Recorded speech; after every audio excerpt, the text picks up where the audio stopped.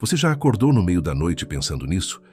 Não de forma abstrata, não como uma questão filosófica distante, mas de um jeito visceral, pessoal, quase urgente. O que acontece quando tudo que você é simplesmente para? Essa pergunta não nasce da curiosidade intelectual. Ela nasce do medo. E o medo, segundo Carl Jung, nunca é aleatório. Ele aponta sempre para algo que o inconsciente precisa que você enfrente. A morte é o maior espelho que a psique humana já criou. Ninguém escapa dela. Ninguém a compreende completamente, e é exatamente por isso que ela nos domina por dentro, muito antes de nos tocar por fora. Você não está aqui apenas para aprender o que acontece depois da morte. Você está aqui porque uma parte de você precisa fazer as pazes com algo que ainda não nomeou. E esse é o verdadeiro chamado interior que este vídeo responde. Neste vídeo, não vamos especular sobre paraísos, infernos ou reencarnações como dogmas. Não vamos te oferecer uma resposta pronta para adormecer sua angústia. Vamos fazer algo muito mais poderoso e muito mais raro.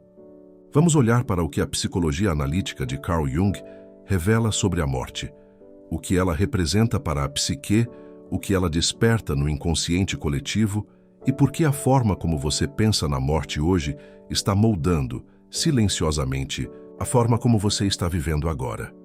Jung passou décadas estudando sonhos, mitos, rituais de povos antigos e experiências de pacientes próximos da morte. O que ele encontrou não foi uma resposta definitiva, foi algo mais valioso, um mapa simbólico da alma diante do fim. Ao final deste vídeo, você não terá certezas absolutas, mas terá consciência, e a consciência, diferente da certeza, realmente liberta. A nossa cultura faz algo cruel com a morte. Ela a esconde. Hospitais substituíram as casas como lugar de morrer. Funerais se tornaram eventos rápidos. E nas redes sociais só existe a performance da vida perfeita e eterna. O ego coletivo, essa voz que dita o que é aceitável sentir e pensar, decretou que pensar na morte é mórbido, é fraqueza, é loucura. Então a maioria das pessoas vive como se fosse imortal, acumulando, correndo, distraindo, adiando conversas importantes, deixando amores por dizer, deixando feridas por curar. E então a morte chega, na forma de uma doença, de uma perda, de um diagnóstico, e o ego desmorona porque nunca foi preparado. Jung chamava isso de inflação do ego, a ilusão de que o eu consciente é o centro absoluto da existência.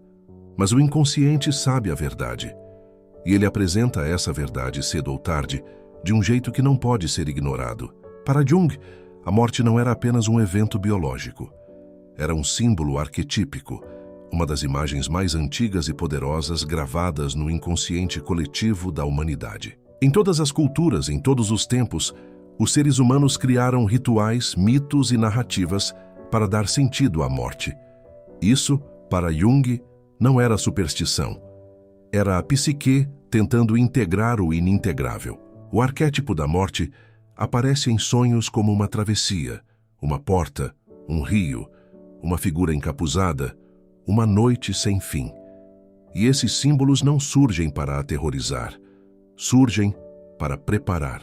Jung acreditava que a psique tem uma sabedoria própria e que essa sabedoria inclui uma orientação natural em direção ao fim da vida. Ele observou que pacientes idosos começavam a sonhar espontaneamente com temas de travessia e transformação, como se o inconsciente estivesse por conta própria preparando a alma para o que estava por vir. Imagine uma vela acesa numa sala escura. Ela ilumina tudo ao redor, projeta sombras, cria formas, dá calor, e então ela se apaga. A pergunta que o ego faz é: a luz acabou? Mas a pergunta que Jung faria é diferente. Onde estava a luz antes de existir essa vela? A chama não nasceu do nada. Ela veio de outra fonte. E quando se apaga, a escuridão que retorna não é vazia. Ela é o estado original do qual a luz emergiu. Jung usava a metáfora do sol para falar sobre a vida e a morte. O sol nasce, atinge seu zênite, declina e se põe. E nenhum ser humano sensato acredita que o pôr do sol é o fim do sol.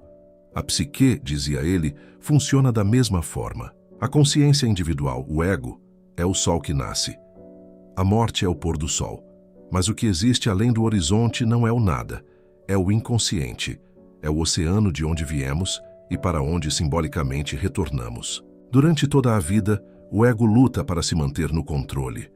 Ele organiza, planeja, defende, constrói identidade.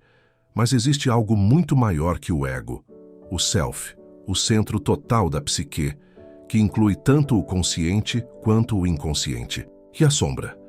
A sombra é tudo aquilo que o ego rejeita, reprime, recusa enxergar. O medo da morte é, muitas vezes, a sombra mais profunda que existe.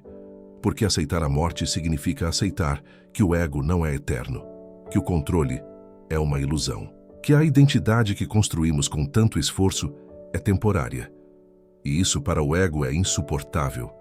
Por isso projetamos, associamos a morte ao inimigo, à doença do outro, ao acidente que acontece com os outros. Aquilo que você não conscientiza te domina. E quando a morte não é conscientizada, ela domina cada escolha da sua vida, na forma de ansiedade, de urgência vazia, de relacionamentos que você sabota porque tem medo de perder. Pense agora em alguém que você perdeu, não como exercício intelectual, como memória real, o cheiro, a voz, o jeito de rir. E então, o vazio que ficou. Esse vazio não é a ausência de sentido, é a presença de algo que ainda não foi integrado. Jung dizia que o luto não elaborado se transforma em sombra, e essa sombra continua agindo dentro de nós, moldando nossas escolhas, nossos medos, nossa forma de amar. Quando não processamos a morte de quem amamos, carregamos o morto dentro de nós de uma forma que nos paralisa, em vez de nos nutrir.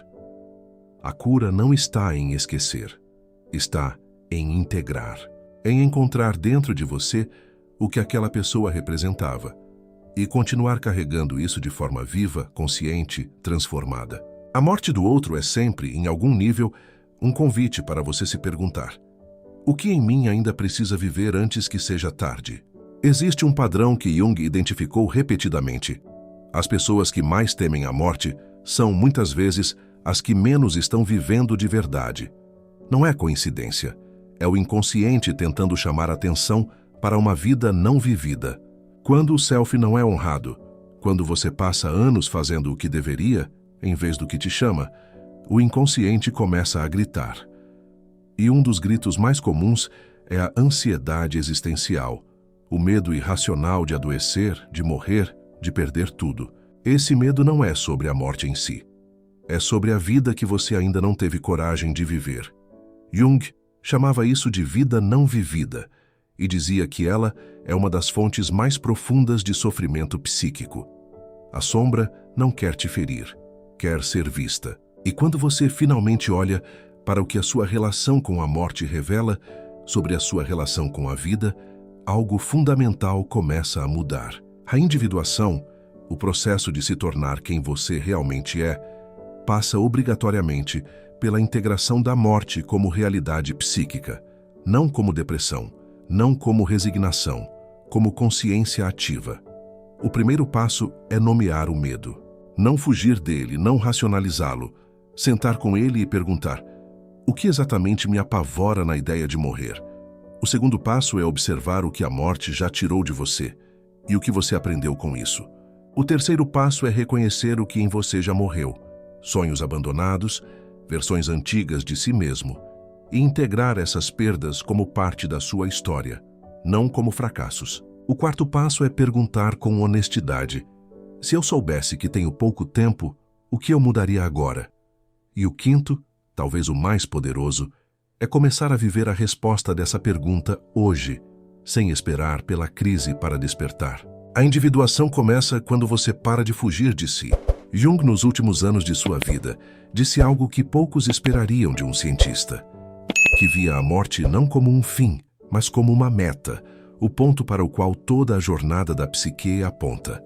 Não porque a vida não valha a pena, mas porque uma vida vivida com consciência é uma vida que não precisa temer o seu fim. Você chegou até aqui porque algo dentro de você foi tocado. Não foi curiosidade intelectual, foi o seu inconsciente chamando. E esse chamado não é sobre a morte, é sobre o quanto de vida você ainda tem coragem de viver. Este canal existe para isso, para ser o espelho que a sua psique precisa, para transformar dor em consciência, medo em caminho, sombra em luz integrada. Se este vídeo tocou algo em você, compartilhe com quem também precisa ouvir esse chamado, porque aquilo que você não conscientiza te domina, mas aquilo que você finalmente enfrenta te liberta. Eu sou o chamado interior, e esse chamado é seu.